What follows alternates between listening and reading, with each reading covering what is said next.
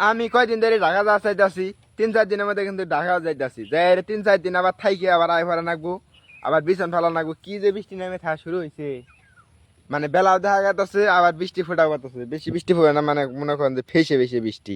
আর নদীর পানি দেন কিরম বাড়ছে, বাড়ির থেকে কিন্তু কেন পানি দেখা যাচ্ছে, নদীর পানি কিন্তু কেন খালি ভাসতেছে। আর পানি তো বাড়বে, পানি বাড়ার সময় হয়েছে। আর এই ঘরটা কিন্তু কেন ভাঙ্গিয়া মনে করেন যে ভাঙারি করে দিয়ে দিমু, 3টি বেশি আলামু। আর গরুর মধ্যে কিন্তু তারপরে বৃষ্টি পড়লে পরে কিন্তু গরু বাছুর বাইন্দা আলাইছি। এখন গরু কিন্তু ঘাস খাইতে, বর্তমানে মাছই ধরতেছে খুব, আমার শরীরের মধ্যে কিন্তু মাছই ধরতেছে। এই যে কচু গাছগুলো চূড়ায় সাপ করলাম, এই মনে করেন সাপ টাপ খায়। আর এই দেন নটা কিরম হাইরে নটা ধরে আসছিল। আর এই যে এটা মনে করেন আমার আম গাছ, এত সুন্দর আম গাছ, খালি আমার আম গাছে খালি চেহারাই আম ধরে না, কিছু না। মানুষের গাছে উত্তর জ্বালা গাছে আম ধরে, আর আমার গাছ কত রে এখন পর্যন্ত একটা আমও খাওয়াইলাম না।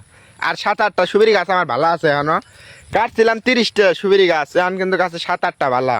কিছু বুঝি না, সুবিরি গাছগুলো মনে হয় চেতনা ভালো হয় না, কিছু বুঝতেছি না। মাটি তো ভালো আছে, সুবিরি গাছগুলো ভালো হইতাছে না। আমার গোল করে অবস্থা দেন, গোল করে কিন্তু গাছে মাটি কাটা নাকবো, যে গাঁথা হয়েছে। আর এনে কিন্তু বৃষ্টি পানি হয়, কিন্তু গাঁথা মধ্যে খালি পানি থাকে, এলে সাপ কালাম আজকে কিন্তু মাটিও কাটা নাকবো গোল করে।